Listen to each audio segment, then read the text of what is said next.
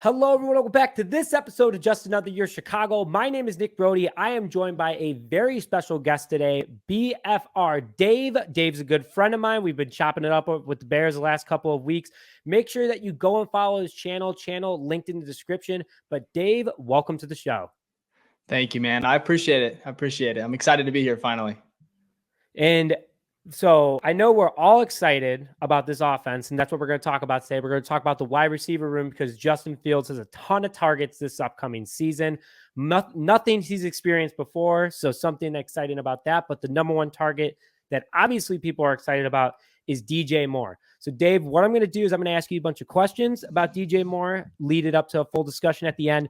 But let's see what the fans think if they're agreeing with you on these questions. Are you ready? Okay.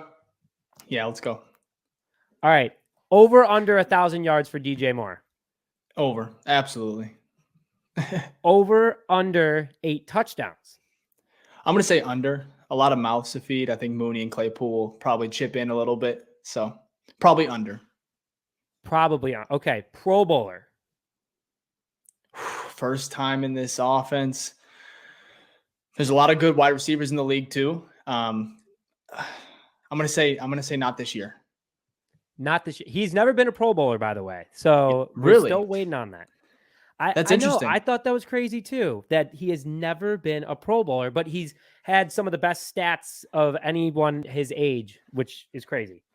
Yeah, it's coming though. Hopefully in a Chicago uniform. So final stats, you're saying over 1,000 yards. You're saying under 8 touchdowns. Mm-hmm. What are you thinking his final stats will be for 2023? Yeah, so I mean, he's broken over 1,000 yards 3 times in his career. He's come close, I believe. I think last year maybe a couple hundred yards short. So I think he'll be just under 1,100. So I'll say like maybe 1,070. Just because again, I think there's going to be a lot of mouths to feed with Claypool, Kmet, Tunyon, and then obviously Mooney and his bounce back season. So I think he's just under 1,100. And then as far as touchdowns, I would say like 6. I think that's a good target.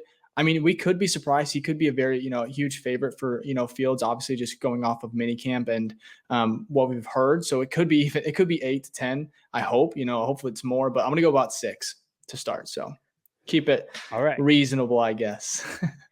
All right. Bookmarked, receipt kept. We're going to call that one out. We're going to see how he's doing. When he breaks 1,000 yards in week 13, I'm going to go, I guess we should have definitely bet the over. Oh, like yeah. Yeah. So overall, with those stats, obviously that is a big impact on the offense. And I think I'm with you. I think that he is going to have one of the biggest impacts on this offense. He's going to take Justin hopefully to a whole new level. But overall, what does DJ Moore bring to this offense that the offense just hasn't had in the past? Yeah, well, I mean, he's a true number one. Obviously, is he, top tier? Is he Justin Jefferson? No, but he's the best receiver Justin Fields is going to have or have played with in the NFL.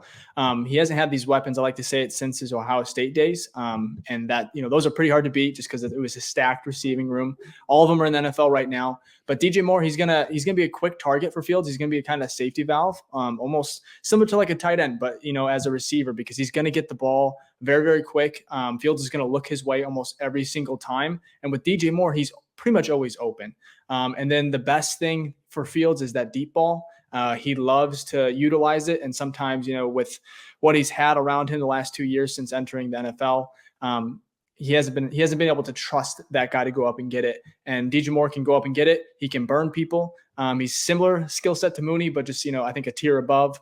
And so to be able to, utilize his deep ball, which is what he's really, really good at. And then DJ Moore, we saw it last year. We've seen it all throughout his career. I think that's just going to be such a big part of Justin Fields' growth. Just be able to trust this guy, get the ball out quicker. Everyone wants to talk about it. It's a hot topic, and I think that with DJ Moore, his arrival, and then the entire receiving room, which we'll touch on later, it's just going to benefit him deeply. So that's what I think he brings. Obviously you can go a little bit more in depth, but those are probably the main points. And you raised a really good point. He's always open. And that's something that the Bears have just struggled with so bad since Justin Fields has gotten to this team. I mean, even 2 years ago, his rookie season, he just never can find someone that's open. And It's because you need a dynamic guy that can expand the offense. And, Chase Right. Claypool does bring that as well. We've seen that in Pittsburgh. We haven't seen it consistently, but the potential is there. And also you have Darnell Mooney. So now you have 3 wide receivers that have proven to be difficult. Someone is going to be open, and they can't double team everybody, or else you're just going to have, 2 defensive linemen out there and the rest are corners. Yeah. Yeah. It's Claypool. I know a lot of people are like, we've heard, the rumor going around that, he's had the Bears aren't very happy, with him and, in his growth since they, made the trade for him. I don't know, I'm not going to talk about that because I don't personally believe that's what's going on, just because, what we've heard and then Claypool, being around the facility and interacting really well with Fields and the rest of the team. But he is, he's 6'4", he's a huge target. He brings something that, Mooney and then even DJ Moore don't necessarily have, just because, they're not 6'4", they're not those big body frame receivers, almost, Brandon Marshall-esque. Not nearly, Marshall was a beast. So he's a very long way just to get there.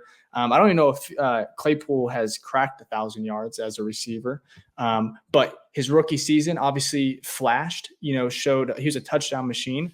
But for him, I think if he can just remain comfortable, if he can really, get in favor with Fields, know the playbook, and have a good attitude and stay kind of team oriented, focused, I think the sky's the limit for him. He could easily, and I know this could be like a hot take, but I think he could be that number 2, and Mooney could even be 3. That's how the potential's there for Claypool to be very, very good, especially with a guy like Justin Fields that's throwing him the ball. Because Claypool hasn't really had anybody since Roethlisberger. Pittsburgh, he kind of was, it was kind of hit or miss what he was dealing with. So I'm excited about Claypool. I'm very high on him. I try not to talk too much because I think it's a hot topic, and it's really, we're really just going to have to find out and see what he can do, in a second year, a full offseason with the Bears. So you teed me up so well for the next section, because we are going to talk a little bit more about Chase Claypool here. Good. And so, hot question for you, and you can take a second to think about it if you have to, but is it a breakout or bust year for Claypool? Oh, I'm going to go. Oh, well, breakout is interesting because that probably means you'd have to surpass his rookie year, but he kind of has been in a slump the last, since that rookie season. So I think in regards to, I don't know if he's going to be able to, top his rookie year. I don't know if we'll ever see that type of Claypool again. I think he can get close to it. So I would say that he is going to break out, but in a sense that it's going to be a little bit different, not nearly as the volume's not going to be there, just because you are going to have DJ Moore to compete with. And then also Justin Fields, who's really, really close, both on the field and off the field with Darnell Mooney. And then you have, Kmet that you have to account for. So I think this offense, I think it's going to be firing on all cylinders. I really do. I think we're going to see Fields take that next step. So with Claypool, I think he's going to have a very big year, but I don't think it's going to be that breakout season, just because I don't think he can surpass what he did that rookie campaign. It's tough. It's tough to come by. I mean, it was so impressive. And again, he does show flashes. He's an insanely athletic guy. A guy that's 6'4", still almost has a 40-inch vertical. He's practically like a Derrick Rose of wide receivers. It's absolutely incredible. And here's something else for you, because, we do have cap left. We do have 3 people to potentially re-sign next season. You got Darnell Mooney, you got Kmet, and you got Chase Claypool. Are you re-signing Claypool, and what is it going to take to re-sign him? Obviously, it's going to take something. He's just going to have to show, that chemistry with Fields. That's the main thing. If Fields takes that step, I think getting him the ball won't be a problem. I think he's just going to have to be, a team guy. He's going to have to, kind of grow up a little bit. Not that he's immature, because again, he's a grown man. He's able to do what he wants off the field, but just as far as like a team player, I think that's going to be important. You have to be bought in, especially with Poles. And I think with the kind of players that he's, wanting on this roster, he traded for him, which shows, I think, a big sign of trust and, that vision. But at the same time, you have DJ Moore. He's obviously on contract, but then you have Mooney, who is best friends with Fields. So, and then you have that Jalen Johnson extension, Kmet. So Claypool, if he wants to get that bag, he's going to have to really, I think, just buy in, because the talent's there. So if he can stay focused and really, put in that work with the entire offense, but especially Justin Fields, I think the extension's there. And I would say, if we're looking for like a yards, I would say the production's obviously important, but If he's at 600-700 yards, 5-6 touchdowns, and then it really depends, then if Mooney and then Moore and the rest of the team is really putting up numbers as well, I think that's fine. He's not the number one. He potentially is the number 3 guy. So those stats, that bar could be a little bit lower. So I could see extension, coming a little earlier. But again, he might even want more. He may not be satisfied with that number 3 receiver, role. So it's going to be interesting. I agree. I think there is potential there. I would like the Bears to keep a core of young wide receivers for a long time. D.J Moore, 26, Claypool's 25, 26, Mooney is 27. Those 3 guys right there. And then you got Kmet, who's also in his mid-20s. You keep those guys around for a while. They create chemistry with Fields. It's going to be like Tom Brady with all the receivers that he had over the years. And Peyton Manning with Reggie Wayne and Marcus Harrison. It's Marvin Harrison, sorry. But overall, just like building that longevity connection is so key. I would like to re-sign them both, but Claypool obviously has to prove his worth because, like you said, Jalen Johnson is another guy that the Bears might have to flirt with re-signing if he has a big year. One thing, so you're just teeing me up really well for all these sections. Let's go over Darnell Mooney real quick. So we talked about an extension. Mooney has proved in the past he's a 1,000-yard wide receiver in a bad offense. So you give him a good offense, who knows what he can do. He is coming off that injury. They also did take in Tyler Scott, who's a Darnell Mooney type player from his college standpoint, from a scouting perspective. Poles playing a little bit of chess, potentially getting the guy if Case Mooney doesn't come back. Are you extending Darnell Mooney for sure, or do you need to see a production year out of him in order to make sure? Because he is best friends with Fields. Fields even said that guy has impacted my career in a lot of ways. Are you extending him no matter what? Is that your number one priority, or is there more to it for you? Yeah, so I'm not extending him no matter what. I love Mooney. I don't want to get too caught up in the relationship just because it is a business. And at the end of the day, I think he played 12 games last year, 493 yards. Obviously, the offense struggled out the gate, but at the same time, he's coming off of injury, So I want to see him. I wouldn't want to get that extension done prior to the season. I want to see him maybe midway through, see, okay, he's back to Mooney, which is like his 2021 season where he was over 1,000 yards. But again, so I want to see what he's like after injury. Not that I'm doubting him. I would love to see him come back, healthy and just, put the league back on notice. But at the same time, I want to pump the brakes a little bit. But of course, if you can get a pretty good deal right now prior to training camp, like I'm talking about like maybe a steal hometown discount, I think you make that, especially if it is, team friendly. But if not, if he is wanting a little bit more, then that's where you got to go out and prove it. And I'm talking maybe 10 games in, 8 games in, and then we'll go from there. And what are you thinking that he's doing this year? Coming off that injury, it's not easy for any sort of professional athlete to do. Oh, yeah. Mooney obviously is working his tail off for it. What are your predictions for him? You got Moore over 1,000 yards. You got Claypool flirting with 700 yards. What do you got for Mooney? Because Mooney, in my personal opinion, I think can be a 1,000-yard receiver again. Yeah, well, he's going to be in the slot, I believe, and I think that's where he's going to thrive. I think that's really where he's meant to be. I've always compared him like kind of Tyler Lockett esque, and so I think he can definitely be over 1,000. Just coming off injury though, and then DJ Moore's arrival and Chase Claypool, really wanting to prove himself as well. And again, I know the tight end room is something that I've touched on earlier, but I think that's going to be really helpful for Fields. I love Tunyon. I like that addition. It's strong. It's not flashy, but I think it's strong. And then of course, I'm banking on Kmet. I really, really like him as a player. I think he's going to take a hometown discount as well. But as far as Mooney, I don't think he cracks 1,000 this year, just given everything around him. I wouldn't be surprised, and I am rooting for him, of course, but I would say he's probably just under 800, as far as like a best case scenario. So right now between the core 3, if I'm taking your realistic predictions, you have Justin Fields passing 2,500 yards to these 3 guys alone. That's all. Yeah, is that 1,100? Yeah. Yeah. Well, so you said 1,100, and then you said 600 to 700. I'm taking the higher on that because I'm being optimistic. So you're at 1,800 right there. And then you throw that, you're a little over 2,500 yards from those 3 guys alone. Insanely respectful. And then, how many touchdowns do you think Mooney's going to have? Because so far you have 11 touchdown passes between Moore and Claypool. And I think that the tight end is going to be the biggest. We're going to get into tight ends in a second here. I think tight ends are going to be the touchdown machines, especially in Luke Getsy's offense. But what are you feeling from a Mooney touchdown perspective? Oh yeah, I think he'll be around probably that 4 to 5. Just because I think the red zone, when we're in there, I think it's either going to be Fields who's going to take it himself, or he's going to look for those big guys, Claypool, Tunyon, Kmet. I think, and St. then your Brown. running backs as well. St. Brown potentially. How tall is Pettis? I don't know. I don't think Pettis will probably crack the rotation. Down there. He's 6. He's 6 foot. Yeah. 6 foot in Okay. cleats. 6 foot in cleats. Okay. Yeah. And so, yeah, I think 4 to 5 is reasonable. It's hard to predict touchdowns. You never know, because you saw Kmet last year. He had like 2 touchdowns in like back-to-back games. Like, he was just on a roll. So touchdowns can come and go. But I think the yards, 700-800 yards is perfect for him, at least coming back.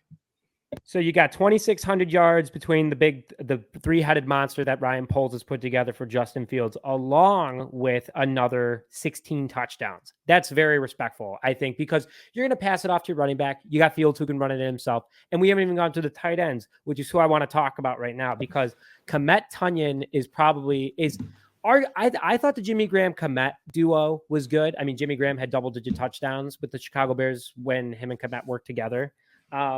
But, I hear you saying that you want to extend Kmet. That's great. But what are these two going to do in their impact on the offense? Because they're both very talented players. I think Tunyon was an absolute steal in free agency for what we're paying him. But what do you expect from the tight end room? Yeah. So when it comes to, I'm trying to look at Tunyon's stats last year. I know he had a pretty good year with Green Bay. Well, pretty good. He had 2 touchdowns, 470 yards. So Kmet, I guess I'll start with him before we get to Tunyon. Kmet, I'm expecting a huge year from him. I think you could say last year was his breakout season, but I think this is where we're going to really see him thrive. It always takes a little bit for tight ends to develop. We always hear it. And so I think he's entering year 4, if I'm not mistaken. Mm-hmm. And so I really think it's going to pop for him. I think he's going to be fun in fantasy. That's my sleeper right there. I like picking up Bears tight ends in fantasy for the most part, but I think he's going to have a great season. So as far as him and Tunyon, a lot of 12 personnel I see, especially, maybe down in the red zone. I think Tunyon, he's a great blocker as well. And Cole Kmet's very underrated. I don't even know if he's underrated. I think a lot of people know that. But I think he's an exceptional blocker as well. But I think as far as the receiving aspect, I think that's going to take another step as well this year. So high on Kmet. I think Tunyon's a perfect kind of to give Kmet some breathing room, because I think he played a crazy amount of snaps last year. I think almost like high 90% of snaps offensively for the Bears. So to give him a little bit of a break and have a guy that you can rely on, who's Tunyon, who the production was there. He had Aaron Rodgers, of course, but he was a favorite for a reason. He trusted him and I think Fields will definitely enjoy that, that big target down there. So yeah, between those two, call me crazy. I think Kmet's going to have a 750-yard receiving season, which is very impressive for a tight end. But I think he's going to catch 11 touchdowns. I think that he is going to be fed the ball so much. He has such a good relationship with Fields. And if you look at the teams that we're playing, a lot of them don't have big secondaries. And, Kmet is just an athletic freak. He has a 39-inch vertical for a guy that's 6'6", 260 plus pounds. Kmet is no joke. And, he's at tight end university right now. I'm expecting a giant year from him. I got him as a Pro Bowler right now. And I think Tunyon is going to be that nice compliment. Tunyon's the veteran. We have him on that cheap contract. But I really think that Tunyon is going to have he's going to have about 3 touchdowns. I don't think but he's going to be more impactful in the run game. Dude, and Kmet hit 11. I agree with you. Hit 11 in 2020. Yeah, that was the COVID season. Robert Tunyon was an absolute animal. And because Aaron Rodgers was just like, I'm just going to toss it up to him because who can defend this guy? Because he's so damn big. He's so big. It's an impressive signing. I really like what Poles did there. The funny thing, you touched on tight end university with George Kittle and all them. And I think DWC, he tweeted out a picture of him from Instagram. And I'm like, this man looks asleep. Like, he looks like he's in a classroom. He's just like chilling. Oh, it cracked me up. But I love that he's there. I think it's his second season or second time he's been there. I'm hoping he can crack like the top. It's hard because there's a lot of good tight ends. Top 5 might be, really pushing it, but we'll have to see, man. And by the way, I take Kmet every year in fantasy, so I'm with you. He is a lot. He is a lock for me. So and especially this year, someone picks him up, I trade for him because last year I started him during that crazy stretch where he had 5 touchdowns in 3 games, and he saved me every single week because he had like 30 points as a tight end. Well, he was cut by a lot of people last year because he had a couple like 0, maybe 1 point, and I was like, no, I think I either kept him or picked him up prior to that kind of hot streak. And I was like, heck yeah, pays off to be a Bears fan sometime. So, final question before we go into the overall rating, and this one's could be a layup, supposed to be a quick, easy question, and I want everyone to put in the comments their thoughts as well. You got Velus Jones Jr., you got St. Brown, you got Pettis, you got Tyler Scott. Out of those 4, who is making this rotation as wide receiver 4 and 5? So you get to choose 2 of them, and who's going to be the most impact? Who's the guy that you think is going to force the guys that are for sure going to make this roster? So you gave me Pettis, St. Brown, Velus, and Scott to choose from. Okay. So I would say out of those 2, I think St. Brown will play a role. I really do. Just because, they re-signed him for a reason, if I'm not mistaken. So I think he could be, I think he's 1. I don't think and then I believe actually in Velus. So I'm going to go Velus and then St. Brown, kind of interchangeable. I don't think there's a lot of hype around Scott, and he hasn't played a snap yet. I've heard he's flashed a little bit in camp, but there's no pads. So until I see a little bit more, especially training camp and then preseason, I'll probably get a little bit better idea. But as of right now, I'm probably going to go Velus. I do believe in him. I hope I'm rooting for him to have a bounce back season as far as, catching the ball goes. And when we saw last year, when he did get it, and he, wasn't fumbling or dropping the ball, he was picking up 10 yards, 10, 12 yards, and he's fast and those, runarounds. I think he could be a really fun gadget player. And so I think he's going to have a spot, at least for this season. They're going to give him a chance.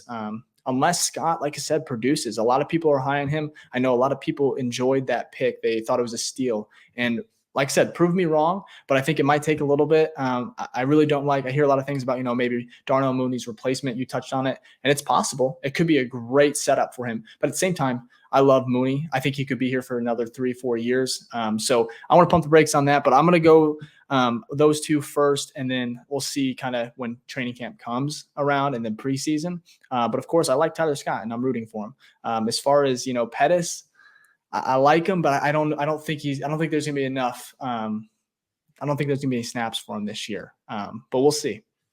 So I'm gonna go against you on this because I St. Brown and you agree. I think he plays a crucial role. Great blocking wide receiver, huge red zone target. But I'm going with Pettis. And I'm a little biased on it. I told you, he was my neighbor last year when he was on the Bears. But the thing is that he had the strongest connection last year with Fields. He was his most consistent wide receiver. They hang out during the offseason. They work together this offseason. And they also re-signed him for a reason too. He also brings that ability for special teams because he's a great punt returner and great kick returner. Great to have a very strong word, but think about it. He had no blockers last year and he still made plays happen. I really do like Dante Pettis. I think that it's going to be St. Brown and Pettis again. I think Tyler Scott will be a practice squad guy. And honestly, Velus Jones, I haven't heard anything from camp except he put on muscle. Yeah. So I don't know. I want to believe in him so bad. I really do. Cause I was so hyped about him. But I haven't heard anything so far. Yeah. I've heard 1 touchdown catch. This is going to be a crucial training camp for him. Potential. I'm not saying cut. Like if he has a terrible or not terrible, if he just isn't flashing and he's not pushing, he's going to have to earn his keep here. I don't think the roster spot's guaranteed for him, especially when you have, those 2 that we just mentioned, and then you have that young gun, Tyler Scott. So it's because he could be a practice squad player, but he could also very well push Velus, out the door. So especially, but it's going to be interesting. I'm rooting for him. I think we all are. I would love for him to be the kick returner because I think he has that potential. Punts, not so much. Just we saw it last year, but we wouldn't have the first overall pick without him. I like to say that. So he did contribute in some way. But it's going to be, I think training camp, that wide receiver depth chart at the very bottom of those last couple spots it's going to be competitive. So I highly suggest if you can go out to camp, it's going to be fun this year. And I know you're going to be there. So I know you'll probably be talking about it when you are there, and I'm excited about it. We're going to try to meet up when we go. Oh yeah. So overall, it sounds like this room is going to be pretty good. Where do you rank? Yeah. Do you rank them top 10? Do you rank them top 15? Mhm. Where are you ranking this wide receiver room? Yeah, so I would say as of right now, there's a bunch of great wide receivers, and we're talking like all of NFL, right? As far as rankings go, so I'll probably say starting right now, I would say it's 12th. That's where I kind of keep finding myself. I don't think they're top 10 right now. I don't think I can do that just because we haven't seen Justin Fields, DJ Moore. It's new, and Claypool is going to have to progress as well. And so you could think, if you rank them top 10 and you saw last year Claypool kind of struggling, it could be, it could be a hot take. So I'm going to say, I think 12 right now, and I think that could be high too, but I really do believe in this unit. I think Justin Fields, it all rides on him, in regards to kind of what he can do, if he can take that next level, that Josh Allen type leap. And I do believe he can. So that's why I kind of have him ranked 12th. I think there's a lot of weapons, man. I really do. I think Fields has no excuse now. So the Bears are either they're gonna find out what we have in them. And so I think, like I said, whoever it is playing quarterback, I think they're in a good spot throwing the ball. So I would say 12th. What about you? I'm thinking, I was talking about with my good friend Will Wright a couple days ago on the show, right before I left for a couple days. I also want to apologize for my takes while I was in Europe. I was a little jet lagged, so wasn't thinking correctly. I got a lot of comments about it, so I know I'm still going to get some heat for it. But I'm going to say this: shoot or shot. Someone's got to talk about the Bears when nothing's going on. I'm going to go. It's tough. I want to say I'm really excited about the running back room. Like, I think this running back room is so dynamic in so many ways. And I think Fields also just makes this offense crazy. I'm going to go 12 as well. I think that's a respectful number to start now. I think at the end of the season, they will be top 10. So right now they currently set at 12 because they do have DJ Moore, who instantly makes them above, average. You have Chase Claypool, who has that potential, and you have Mooney, who has proven that he can do 1,000-yard seasons. So with multiple quarterbacks in 1 year. So I'm with you. 12 is a very respectful number. It's gonna be interesting. Like I said, if all of these, you expect some things to not hit like we think, as far as like, say Chase Claypool doesn't progress, maybe he is struggling and he just isn't, he isn't what we thought he was going to be, especially for what the price we paid. But say Mooney hits, say the running back room is top 5, and then Fields takes that leap, and you still have DJ Moore, who I believe will, he's going to produce. And then you have Mooney, who bounces back. So say Claypool doesn't progress and he does struggle and he's, not connecting with Fields. If everything else hits, that offense is still going to be pretty lethal in my opinion. But if everything kind of takes that next step, that's when I think that top 10 potential is there, because there's going to be so many weapons. You don't know, you double team more, you can't really, because then you're going to have Claypool, the tight ends, you're going to have, it's just going to be a lot to deal with. So I'm excited, especially just with camp coming up. I know I keep talking about it, but I think we're really going to get a good visual and a good kind of sneak peek at what this offense is going to be. So I'm excited, man. But I think 12. I think we're in a good spot, but it might be high too. I don't know. Who we don't know till they're in pads, till week 1 against Green Bay. We don't know what this team's going to do, but yeah. I am very excited as well. But Dave, as always, thank you very much for coming on to the show. Great chatting with you. I'm sure we're going to do it a lot more. And Dave Absolutely. And I got a lot of stuff planned the next couple months, folks. So get ready for a lot of Dave, Nick, our, BFR, just another year. Get ready for it, because this season's going to be crazy. We got a lot of stuff coming up for you guys. But Dave, thank you as always for coming on. Absolutely, man. It's just the beginning. I'm excited. Absolutely. And with that, thank you very much for joining this episode of Just Another Year Chicago. My name is Nick Rohde, joined alongside BFR Dave, and we will see you guys later.